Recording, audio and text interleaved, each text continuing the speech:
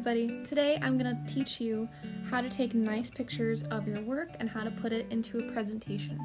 So, why is this important? Well, I'm assuming you've probably put a lot of time into your drawing, so you want to submit it and have it look really nice. If you take a photo that doesn't look great, maybe it's covered in some shadow, maybe it's blurry, maybe it's at a weird angle, your work doesn't look as great as you know it does in person, and that can be really disappointing. So today I'm going to show you some of the things to look out for to make your photos look really nice and look as close as possible as it does in person. So for this today, all you're going to need is a phone with a camera, which I'm assuming most of you have. But if you have a nicer camera, such as a DSLR, you can use that as well. And if you're curious about using a DSLR, you can check one out from the 4th floor, but that's not required today. A phone will work just fine. I'm gonna go ahead and take a picture. I found a nice well-lit space, and I have my camera, and I'm looking for my image to align with the edges of this box.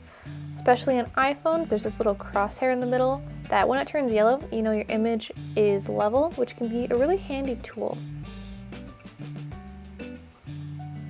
I'd say the best solution is finding a wall, because if your picture is on a flat wall, that can be really easy to photograph.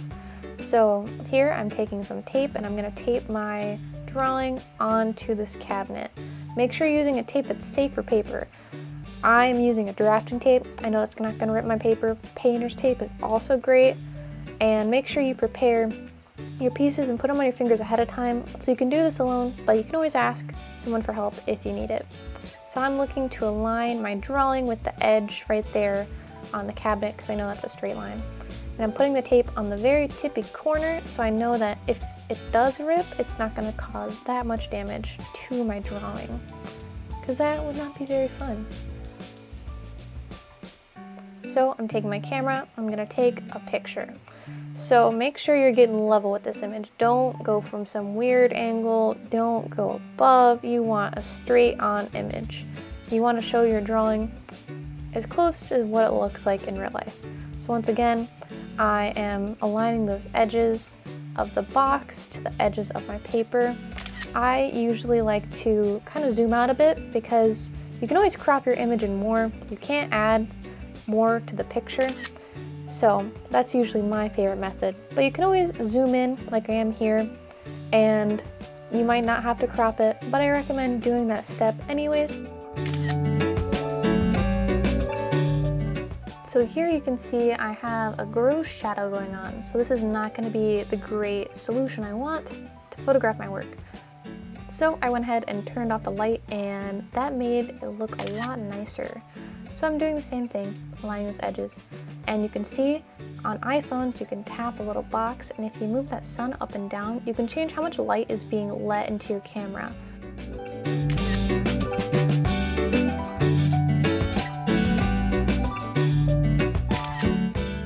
I've taken my image and I've put it into Photoshop. You don't have to use Photoshop for this step.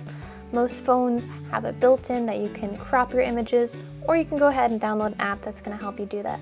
But here I'm taking my image and I'm rotating it just slightly so that it's going to be more parallel and not crooked. Looking at this image now, I think it would have been smart to tape down all 4 corners, because you can see the bottom's curling a bit. But what I'm doing is I'm taking the marquee tool and I am making a rectangle around it so I can crop this image, and it's going to make it look really nice in my presentation. So now I've cropped it and that's looking pretty good. But you can go ahead and make a few adjustments if you feel that's not quite how you want it to be cropped. You can keep fiddling with it, and that's always okay. So right here, I'm rotating it a little more, and I'm going to go ahead and crop it again until I'm completely happy with how it's looking.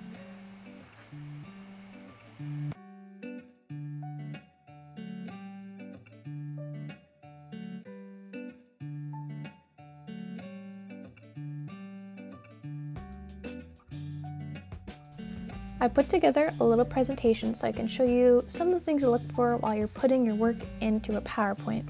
So for this first slide, I have the name of the project as well as my name. That is a really nice reference for yourself as well as the instructor, because they're going to know what this project is and who it was by. So you can see this is an example of how you might want your final work to look. I have my image, which is well lit. It is right in the center, which looks really nice. I've gone ahead and made it as big as possible, and you don't see anything weird in the background because I went ahead and cropped it. It's not at a strange angle since I made sure it is straight, and it's a good size so I can see all the details that I want to show off. Sometimes you might want to take your image and pull it to the side. That's what I've done here, so I could add a caption. The image is still the same size. I want to make sure it's as big as possible and I can still read that caption. I'd say this is a pretty good balance. You could even make that type smaller, but this is a pretty good balance for this image. I wouldn't recommend putting type on top of an image. So there's certain exceptions. For example, if you wanted to point out, oh, this is a 1-point perspective bottle. That would be a good scenario to have type on top of an image, but for a final drawing like this, I wouldn't recommend doing that because the type's going to be hard to read and it's going to take away from your drawing. You might not be able to see certain aspects of it, so try to avoid situations like that. So here you can see I have my thumbnails next to my final drawing. I hope you can identify that the thumbnail picture is a little too dark. You can see it has some shadows. It's really hard to see some of those thumbnails. So at this point, I would go ahead and retake that image so it's a lot easier to see. When you're taking your photos, I recommend taking them all in the same area, such as taking them all at once. If you're going to put them all on the floor, just go ahead and do them all at the same time. Then they're going to have the same light and that looks really nice. Sometimes it's nice to also have multiple versions of the same information.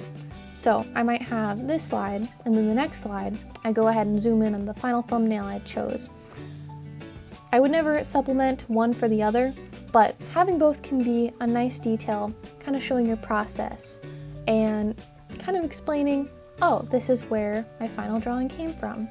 And if you feel like this isn't very clear that one's a thumbnail, one's a final drawing, you can go ahead and add captions to that to make sure it's really clear and whoever is looking at this really understands what you're trying to convey. I hope that this demo is really helpful in showing you how to take better pictures and how to put it nicely into a presentation. Thank you so much for watching and take care.